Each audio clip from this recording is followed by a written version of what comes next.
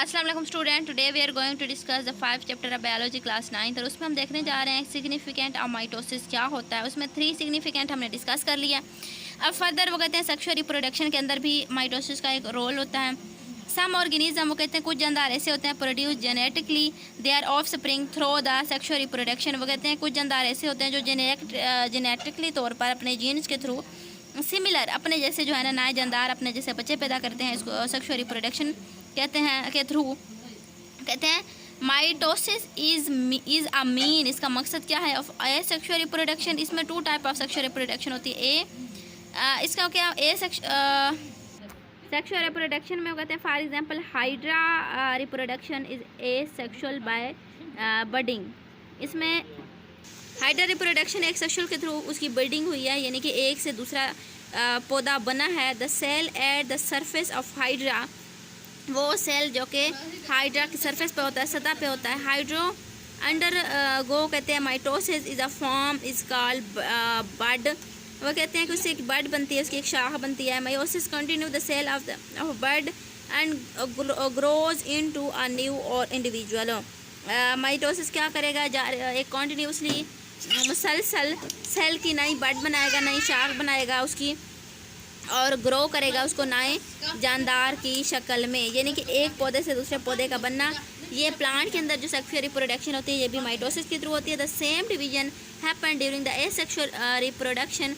और ये तमाम जो तकसीम है ना ये हैपन होती है ड्यूरिंग एसेक्सुअल रिप्रोडक्शन के through or the vegetative progression in plant. ठीक है, प्लांट के अंदर जो वेजिटेटिव होती है प्रोग्रेशन होती है ये भी इसकी एक तकसीम है। आगे कह रहे हैं कि एरर क्या होता है माइटोसिस के अंदर, अगर गलतियाँ आ जाए, एरर आ जाए, कोई error in the control of mitosis, अगर कोई एरर आ जाता है कंट्रोल ऑफ माइटोसिस में अक्कर द कैंसर, वो कैंसर की वजह बन सकता है। All cell have genes that control the timing and number of mitosis.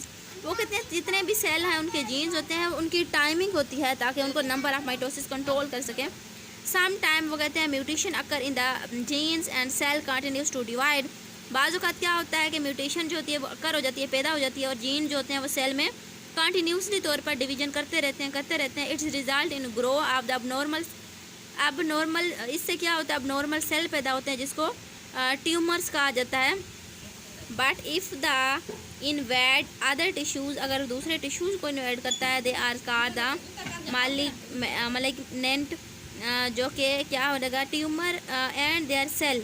उसके अंदर जब सेल के अंदर ट्यूमर आ जाता है आर सेल का कैंसर सेल जो होते हैं कैंसर सेल बन जाते हैं। सच ट्यूमर्स कैन सेंड, वो क्या करेगा, सेंड करेगा कैंसर सेल को to other plant in the body where the tumours में, जहाँ पे ट्यूमर क्या करेगा, अकर हो जाएगा नई शक्ल में। इस इंसान को या किसी भी इंसान के अंदर जाहिर सी बात उसके सेल में जो है कैंसर प्रोड्यूस होना स्टार्ट हो जाएगा। फिनोमेना इज कॉल्ड द, ये जो फिनोमेना है इसको क्या कहते हैं, मेटास्टेसिस, जो कि स्प्रेडिंग ऑफ डिजीज़ों, इसको जो कि बीमारियों को जो है ना वो फैला देगा, बढ़ा देगा या ज़्यादा बीमारियां फैला देगा।